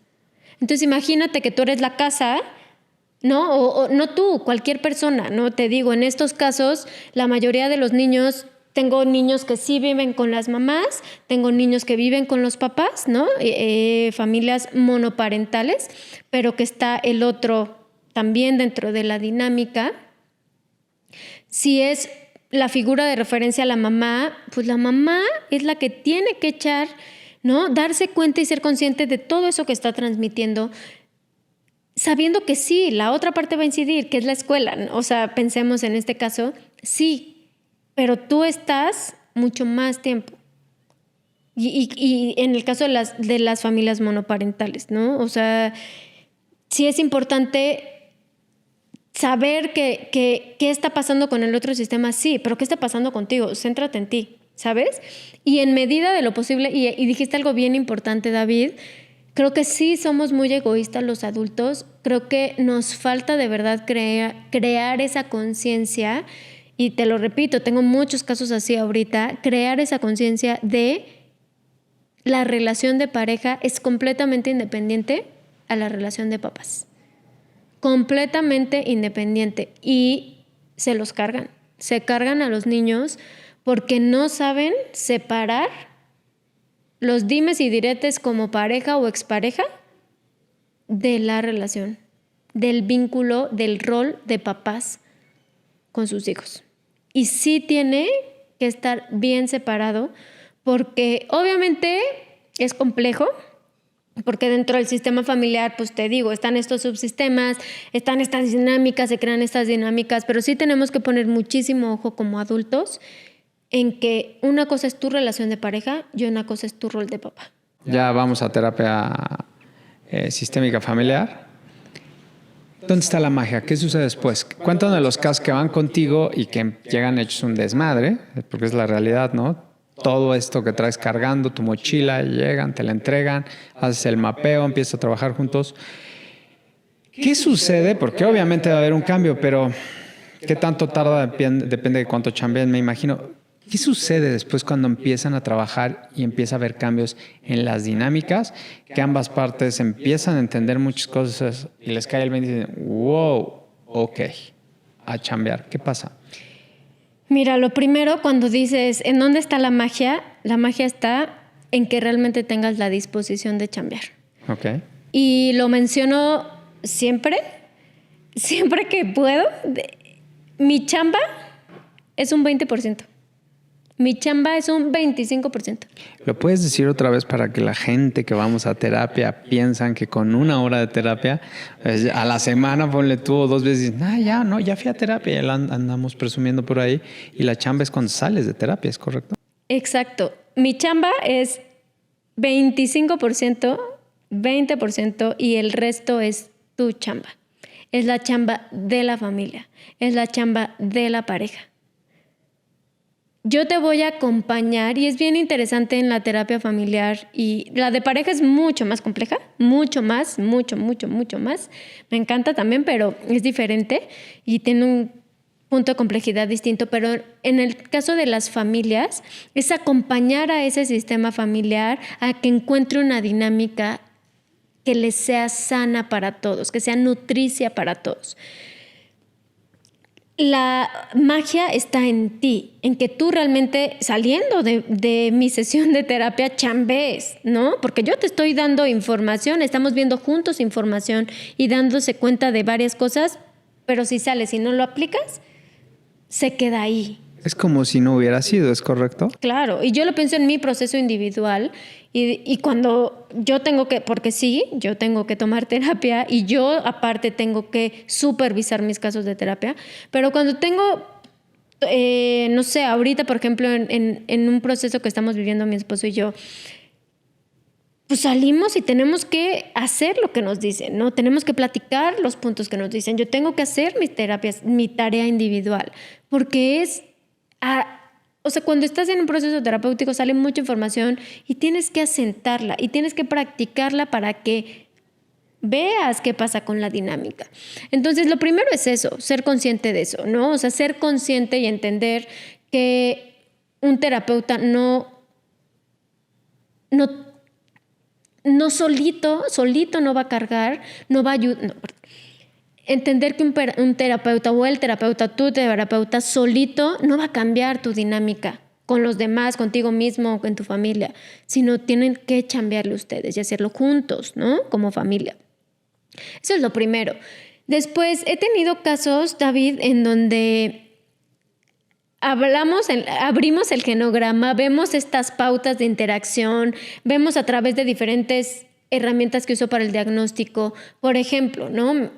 Tuve un caso en donde había ciertas conductas agresivas y una de las partes era como, no, esto no es así, ¿no? O sea, como agresiones casi de que solamente si te pego o solamente si uso ciertas palabras contigo, ¿no?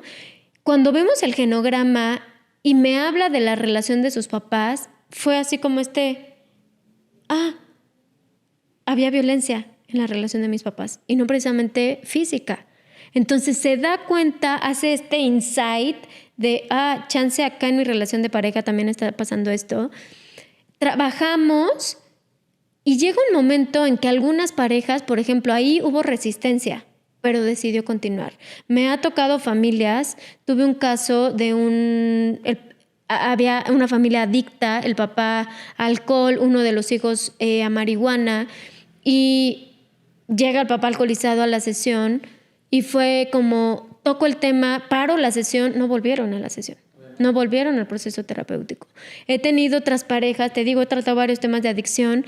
Una pareja igual, uno de los miembros adictos, muestro el juego, ¿no? Como este es el círculo vicioso, este es su dinámica, hay que trabajar en ella, y fue de cuando ya implica ver que hay parte de mi responsabilidad en eso, porque todos tenemos un pedacito de responsabilidad. ¿Qué voy a hacer con lo que a mí me toca? Claro. Entonces hay resistencia. Pero me ha tocado unos casos, David, tuve un caso en donde una familia llega por problemas de conducta y académicos de uno de sus hijos. Empezamos a trabajar y vimos que el hijo estaba triangulado, que es otra de las cosas que vemos en la terapia sistémica, las triangulaciones, y generalmente pasa entre dos que tienen conflicto, que son la pareja, lo descargan con un tercero que es uno de los hijos o el hijo. Eso pasa es muy común, lo veo mucho, las triangulaciones. Entonces, cuando empiezo a trabajar con la familia, nos damos cuenta que lo que pasaba era una completa separación en la relación de pareja. ¿no? Los dos se habían perdido en su rol de papás, poca unión, poca cercanía, poco vínculo. El vínculo estaba muy, muy distante entre la pareja. Refuerzo a la pareja, David, y fue un cambio brutal. Este ha sido uno de los casos que más, de verdad, o sea, que me siento muy satisfecha con todos, pero ese y otros particularmente, en donde hubo resistencia. Los hijos en una sesión, te lo juro que casi me mentaban la madre, o sea, de por qué dejaste que mis papás, por qué les pediste que se fueran un fin de semana si nosotros nunca habían salido solos los papás, con hijos de 20 años. No habían salido solos los papás. Paquetones. Hago este trabajo junto a la pareja, fortalezco el vínculo de pareja, se destriangula el hijo y fluye distinto la familia. Pero es con chamba. Estos hijos tiranos, ¿no? El concepto fíjate que no, aquí ¿no? En este caso, los hijos tiranos tiene más que ver con falta de límites, ¿no? Con falta de límites que se posicionan, sobre todo, son estos hijos parentales. Ahí había un hijo parental en esta familia, pero era la hija. Eran 2 hijos, 2 niños, 2 hombres, una mujer, y a la hija estaba parentalizada por la mamá. La mamá se une con la hija. Entonces, bueno, me ha tocado también, ¿no? Esos casos como de hijos parentalizados. Entonces acomodas a cada uno en la posición que le toca, en la jerarquía, en el subsistema que le toca, y se mueve la familia, ¿no? Entonces, ¿cuál es el éxito? Que quieran hacer un cambio. Porque al final, hace ratito decías como de estas familiares que tú veías, que decías, ¿por qué estaban juntos y sigue la familia? O algunos se separan, ¿no? Pero otros siguen. ¿Qué pasa con los sistemas? Los sistemas llegan a una homeostasis, que es un nivel de funcionamiento que puede ser disfuncional, pero funciona así la familia. Que eso pasa en muchísimos casos, muchísimos. No hay estadística, pero te aseguro que el 80% en México así funciona o más, te lo juro. Entonces, cuando tú les metes una información para que muevan esa dinámica, no entonces te metas ahí. Exacto. Es muy a mí cañón. no vas a decir qué hacer, ¿Sí? Y aquí no pasa nada. Pero fíjate que sí, o sea, y me he topado, David, con muchos casos así. Y no regresan, ¿eh? Claro, un ejemplo. A nadie nos gusta que nos digan, nos toquen hacer? Donde duele. Un ejemplo muy, muy típico y clásico. Los límites. Es de lo que más se ve en terapia. Sí, ¿por qué es tan complicado marcar límites? Mira. Y te hablo, una persona que ya está trabajando y que sí le ponían límites en su casa y otra que no. A mí se me hace el puente más complicado de unir porque como esta persona que no tiene límites va a hacer ese cambio porque pues tú sabes que cuando no hay límites es un verdadero desmadre y es el típico ejemplo de pues así soy y si quieres o no vas a decir qué hacer y así soy. El típico que la familia, ¿no? Que está dentro del sistema. Es que a ella o a él no le puedes decir nada. Es que él es muy especial, cuidado. ¿Sí o no? ¿Cómo haces con una joyita de esas? A ver, primero hay que entender algo, ¿no? Y pasa, el tema de límites es súper común que salga en las sesiones, en muchas, de pareja, en las familiares, y el tema de comunicación también en todo, ¿eh? O sea, en todas, ya de base, ya sabes que vas a trabajar la comunicación. ¿Qué pasa con el tema de límites? Y ahorita tú decías, no hay límites, no hay una persona que no tiene límites. No, todos tenemos. Solo hay límites rígidos, límites difusos o saludables, ¿no? Pero siempre hay límites.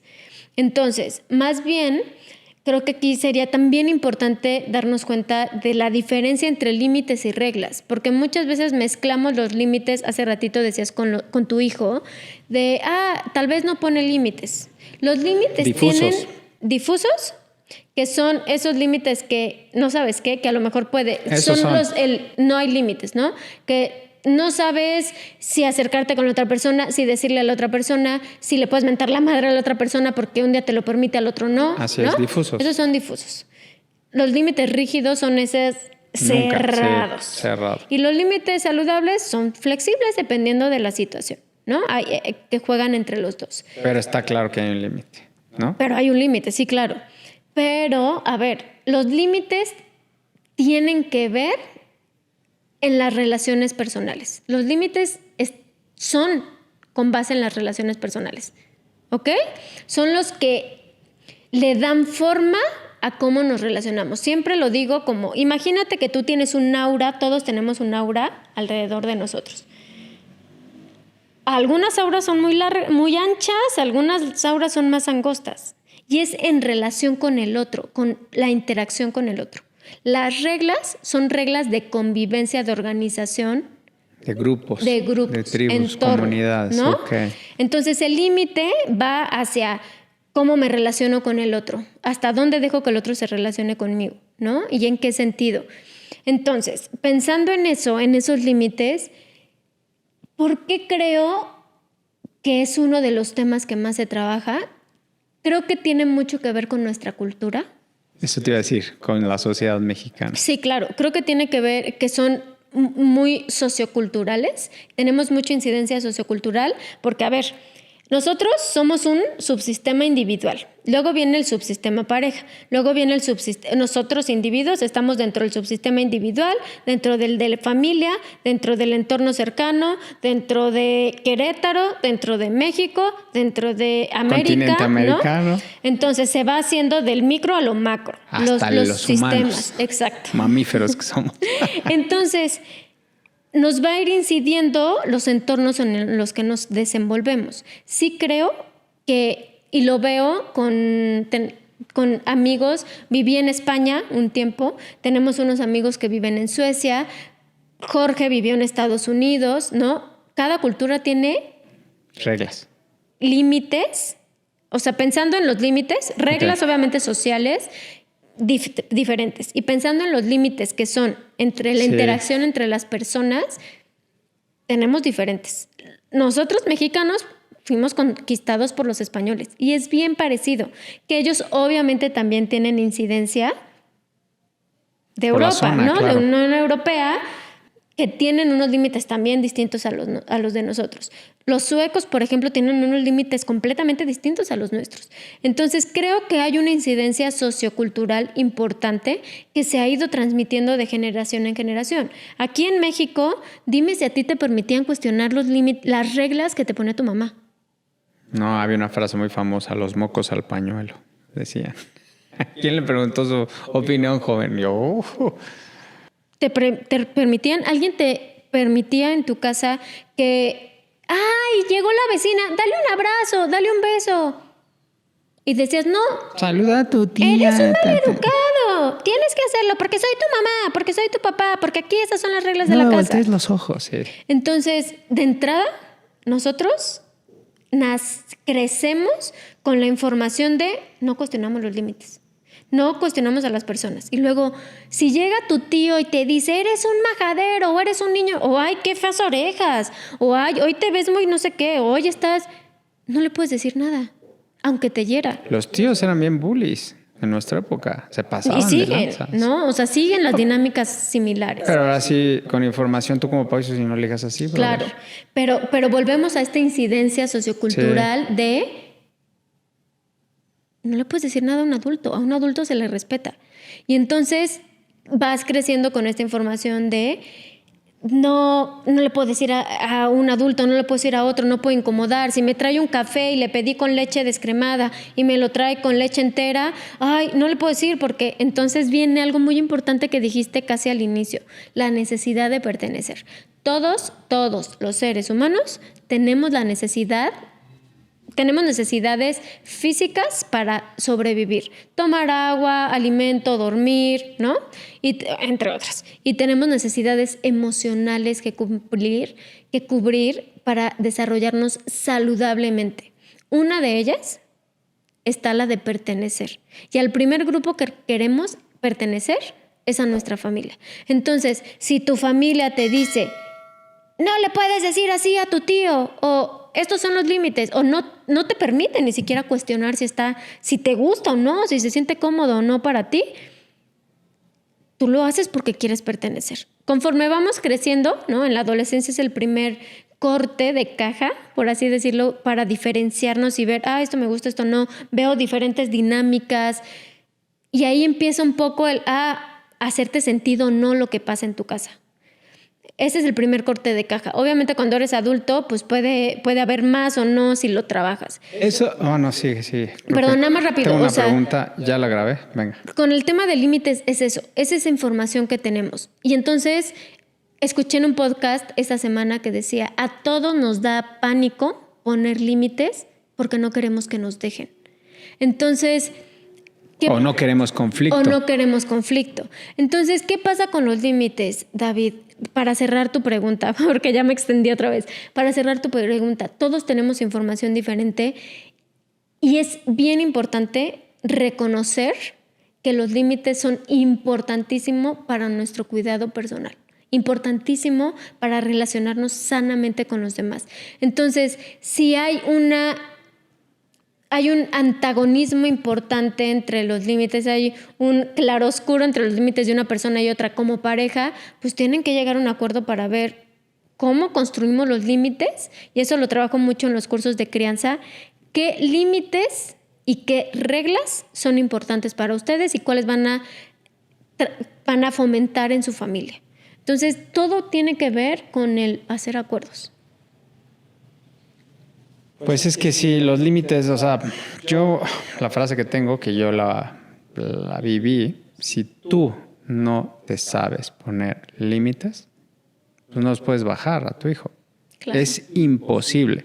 Entonces me parece absurdo, muy tonto, cuando, o sea, porque yo lo viví, que quieras ponerle a tu hijo un límite sobre tal esquema cuando tú no lo haces contigo. Claro, o sea, estás perdiendo tu tiempo y estás siendo la persona más absurda del mundo, ¿no? Como cuando me pasaba que decía, hoy no me voy a poner pedo. Y acaba bien pedo.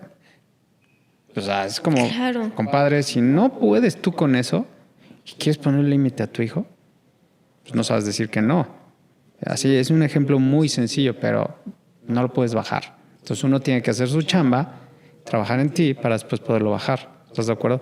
Y de la pregunta que te quería hacer, porque suele pasar estos casos que llega un momento que ya eres adulto y chocas con todo, o sea, tu sistema familiar dices suficiente, y te ha tocado, ¿no? Personas que se van, dicen, ¿sabes qué? Me voy a vivir a no sé dónde sea, o de plano ya no convives con tu sistema familiar, pasa. Claro. O sea, hay sistemas familiares tan tóxicos que la persona que le cae el 20 dice suficiente. Claro. Y sale. Y es una opción, sí o no, para aquellas personas que puedan estar en esta situación, es válido, ¿no? Y lo que platicábamos, como mamíferos y manada, lo que queremos hacer es pertenecer, es un principio fundamental como mamíferos, ya olvídate como humanos, como mamíferos, manada. Claro. Entonces, sí es un paso bien complicado, pero si tienes que hacerlo, lo vas a hacer, porque si no, te van a fregar, claro, ¿cierto? Claro. A ver, de lo que dijiste antes, nada más un punto importante. Adultos, pareja, papás, los responsables de la conducta, de la información, de las prácticas, de la rutina, de los límites que sus hijos van a aprender y absorber, es de ustedes. Si ustedes no lo hacen, sus hijos no lo van a hacer. Y bien lo dijiste tú. Tú eres el ejemplo, ¿no? Entonces eso no se nos puede olvidar. Yo, paréntesis rápido, cuando los papás no están y lo encargan a los abuelos, ¿quiénes están educando a los hijos? Depende.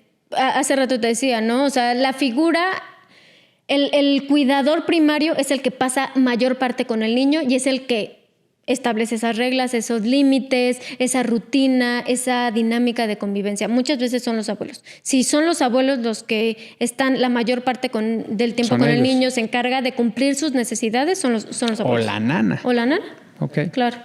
Entonces, bueno, esos adultos son los que tienen la responsabilidad. Porque luego se quejan, claro, es que ve cómo está, pues, no. ¿Qué esperas si está con la nana todo el tiempo? ¿Qué esperas si está con tus papás? Claro, y a ver, independientemente de la figura, si es la nana, si es el papá, si es los abuelos, ¿qué están haciendo los responsables del niño? ¿Qué le están transmitiendo al niño? Porque el niño no aprende por ósmosis, el niño aprende de lo que ve, y lo que va a ver es ante sus figuras de referencia. Y hace ratito, o sea, ahorita decías sobre... ¿Me puedes repetir la pregunta porque se me fue? Sí, sobre cuando estas personas que se quieren salir de su sistema familiar, que están out. Ok, ahorita, con base en la pregunta que me decías, que es súper interesante, Y que aquí voy a meterme un poquito con el tema transgeneracional, ¿no? Es importante siempre, David, siempre saber que nosotros formamos parte de un sistema. Que nosotros formamos parte de ese sistema familiar con esa información, con información que nos ha sido heredada de generación en generación, ¿ok? A partir de ahí, por supuesto que hay dinámicas, hay un montón de información en tu sistema familiar y de prácticas que te van a impactar e incidir en tu persona, ¿no? Desde pequeño hasta que te mueres, ¿no? O sea, siempre estás rodeado de tu sistema familiar. Y a mí, Pati, sí creo que es bien importante aclarar eso, sanar eso. Muchas veces, y pasa esto mucho con las figuras parentales, papá y mamá, esté presente o no, ¿eh? O sea, se hayan embarazado y uno haya salido de la ecuación, acuérdate que nunca salen del sistema familiar, ¿no? Siempre está ahí su lugar. Entonces puede ser eso, puede ser la dinámica, puede ser una relación solamente con tu mamá que es súper tóxica, que es súper dañina con tu papá, puede ser violencia, digamos la situación que sea que está siendo poco saludable para el sistema, para cada uno de los miembros del sistema familiar. Para mí sí es importante que primero veas la información, sanes, entiendas, y sanar viene, David, pensando en, por ejemplo, en los papás, ¿no? De entender que son lo que son. Tus papás son lo que son y son una persona y son un humano exactamente igual que tú. Les hemos puesto una carga bien pesada a los papás. Creemos que los papás deben de ser esa figura perfecta, que sí, pero también son humanos. Pero también son humanos con heridas, con una historia, con su propia dinámica familiar, de su familia de origen, con sus propias creencias, con sus propias heridas. Y verlo a mí particularmente, en mi historia personal, ver a estos dos personajes como seres humanos, me ha quitado, te lo juro, yo esperaba no, es que tienen que ser así, es que este tiene que actuar así, es que ella tiene que ser así, y es que eso es lo ideal, ¿no? Vivir así, esperando que sean una persona diferente cuando no son. Entonces, entenderlos como seres humanos, pero entonces a partir de ahí, tú puedes decidir cómo te relacionas. ¿Cómo te relacionas con esas personas? Acabo de leer un libro, Educated, no sé si lo has leído. No. Habla, no lo voy a spoilear, pero es de una chica mormona, pero de esos, se me fue, ¿cómo se llama? Radicales. Es una chica de una familia de mormones radicales y que habla de toda la situación de abuso que vive y cómo llegó un momento en que dijo, si quiero estar bien, tengo que poner distancia. Y a lo mejor tu distancia, David, es te veo los domingos. A lo mejor tu distancia es te veo una vez al mes. A lo mejor tu distancia es te veo una vez al año. A lo mejor tu distancia es no te veo nunca. Pero creo que tiene que ver desde dónde lo haces. Porque puedes no haber trabajado nunca, no haber sanado y decir no te vuelvo a ver. Y entonces viene desde un lugar distinto que si aceptas, sanas y entiendes de dónde viene todo este sistema, de dónde viene toda la información, por qué es como es y por qué se da lo que se da, que entonces puedes decir desde el amor hacia ellos, desde el amor hacia ti, decir, estamos mejor viéndonos una vez al año. Sí, pues también pasa esto en las familias tradicionales, que suele salir, déjate la oveja negra, cuando uno de los miembros, ¿no? Hijos dice, soy gay.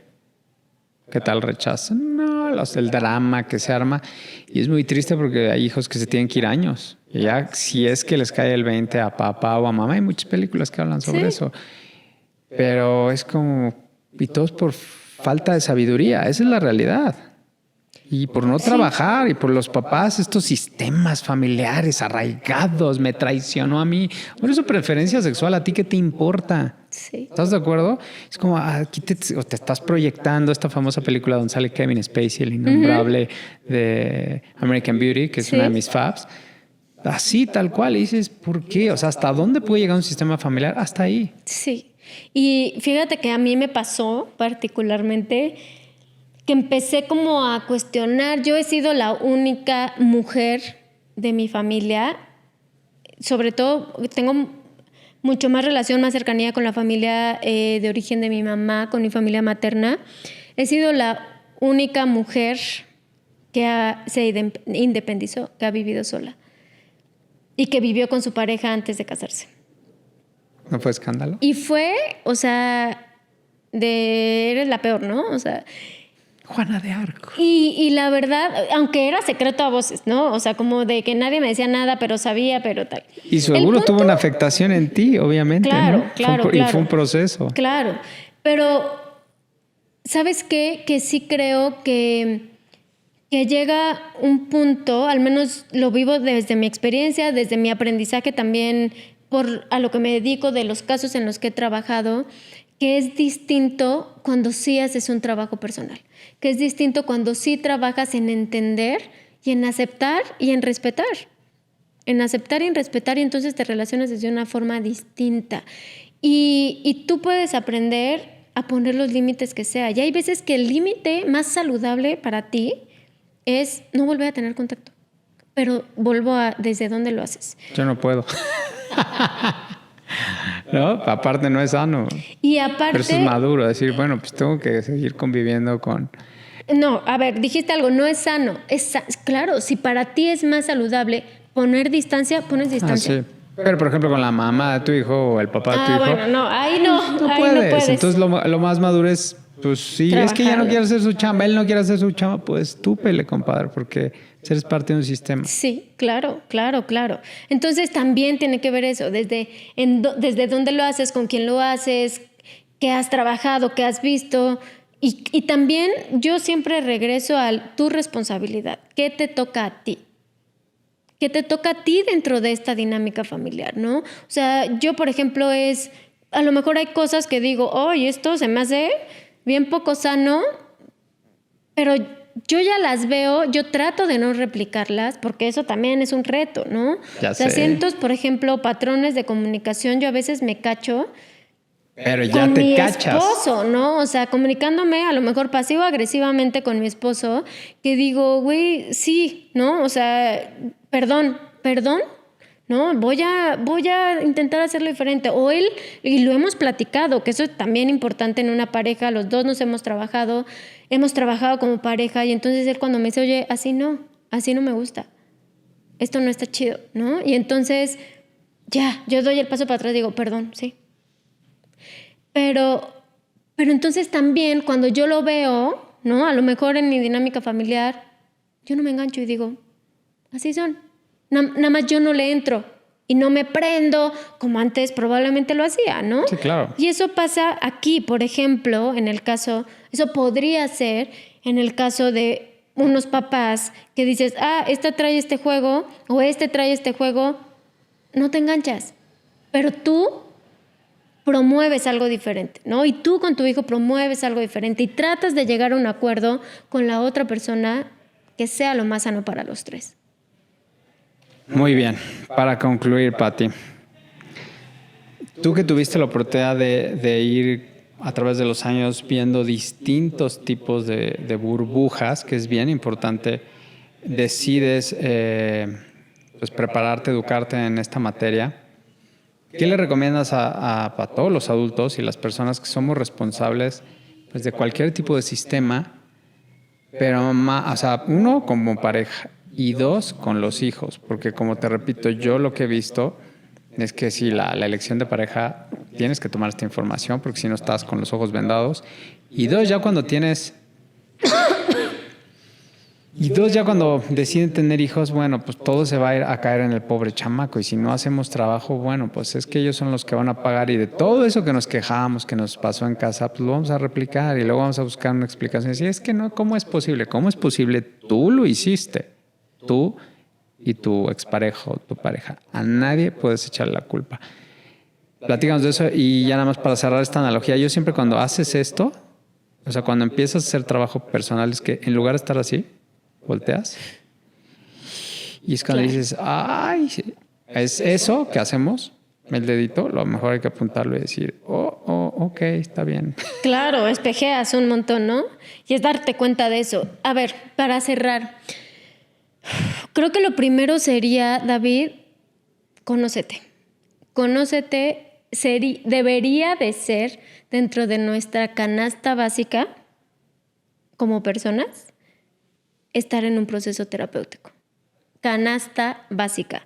Para conocerte, para conocer de dónde vienen tus pensamientos, conocer de dónde vienen tus conductas, para ver de dónde vienen tus elecciones, para saber quién eres.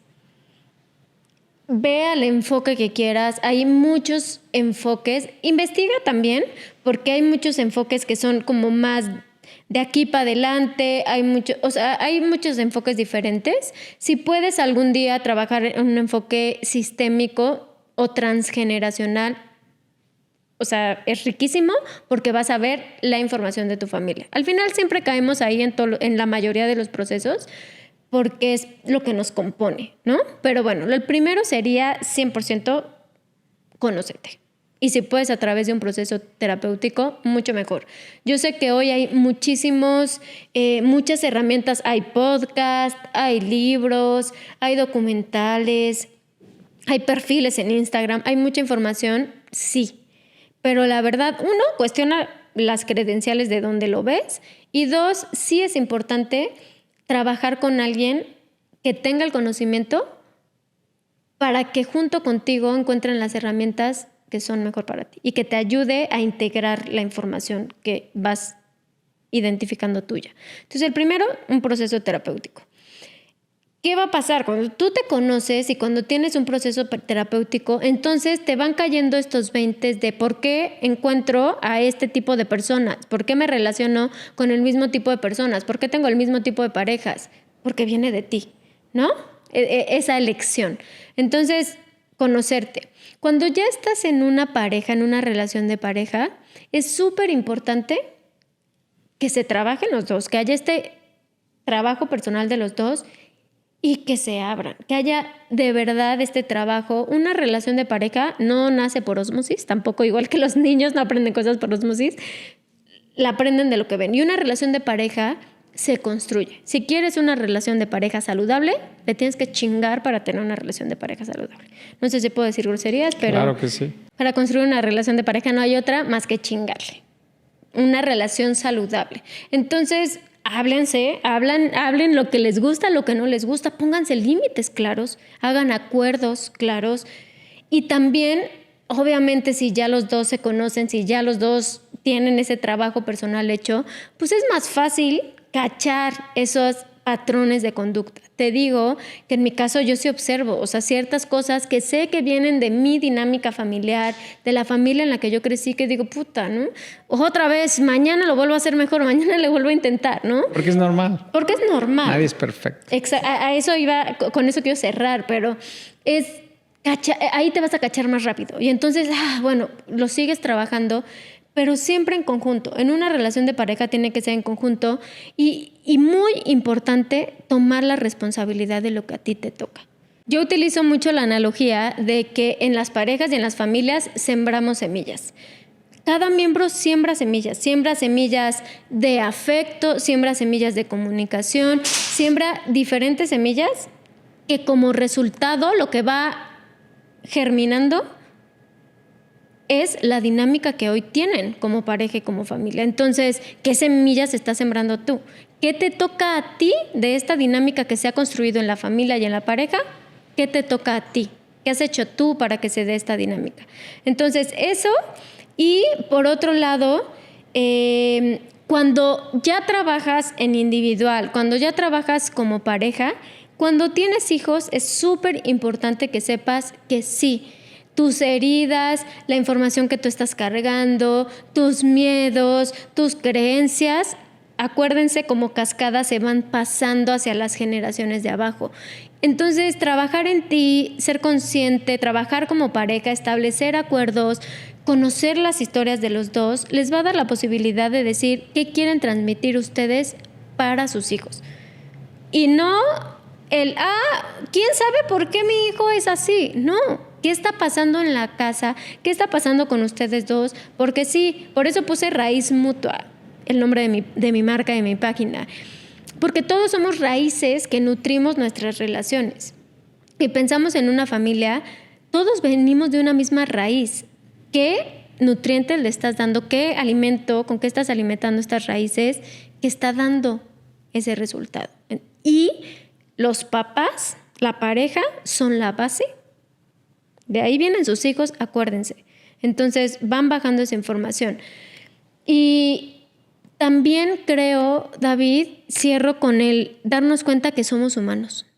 Que somos humanos, que la vamos a cagar y muchísimo, que se vale cagarla, pero que se vale decir, ok, mañana lo intento diferente. Que si hoy tuviste un pésimo día y vas a explotar con tu esposo y explotaste con tu hijo, con tu hija, pedir una disculpa y decir, soy humano, tengo un día de la chingada, mañana lo voy a hacer mejor. Y dejar de poner el peso también en, tenemos que ser papás perfectos. No podemos ser papás perfectos porque somos humanos. No podemos ser una pareja perfecta porque somos humanos. Y nos atraviesan las diferentes cosas que vivimos. Pero siempre tener, o sea, sí esta conciencia de soy humano y la voy a cagar y está bien. Y voy a tener días malos y está bien. Y momentos malos y está bien. Pero también que vaya acompañado del quiero intentar ser una mejor versión de mí. Claro, misma. porque si no, nada más te excusas en soy humano y la voy a cagar y eso se vuelve una conducta repetitiva. Y nada más quisiera aportar esto para cerrar. Esto que dices en el libro de Hábitos Atómicos, hablan de esta mejora. O sea, si tú mejoras 1%, o sea, la vamos a regar, sí, pero tú sigues buscando esa mejora. Ese 1% a través del día con día, vas a tener un retroceso, pero sigues avanzando, se va a convertir en un 20, claro, en un 30. Entonces, al final del año, tu mejora va a ser exponencial. Entonces, eso es lo que deberíamos de hacer. Claro. Y siempre que hay un trabajo personal, David, o sea, cuando hay un trabajo personal, imagínate como una espiral, aunque tengas una regresión, aunque tengas un día malo, aunque tengas un momento en que le gritaste o en que fuiste pasivo-agresivo con tu pareja o supusiste, si tú estás trabajando, siempre vas avanzando de todos modos, ¿sabes? O sea, siempre vas avanzando y siempre y cuando tú tengas la idea de querer ser una mejor versión de ti mismo, con lo que tienes hoy. Pues con eso cerramos. Muchísimas gracias, Pati. Gracias a ti, David. Que búsquenla en sus redes sociales, Raíz Mutua. ¿Estás en Instagram? En Instagram, nada más. Ok, pero bueno. Pronto en YouTube. Y en Spotify. Síganla porque de verdad tiene contenido muy interesante y también te pueden buscar para asesoría. Claro, ¿no? doy psicoterapia de pareja y psicoterapia familiar y talleres y asesorías de diferentes tipos y un curso de crianza que se llama Peces. Que está fabuloso, de verdad. Muchas herramientas para nutrir a nuestra familia. Gracias otra vez por venir, Pati. Gracias a ti. Y sigan, por favor, escribiendo. Suscríbanse y muchas gracias por su tiempo. Nos vemos en el siguiente episodio.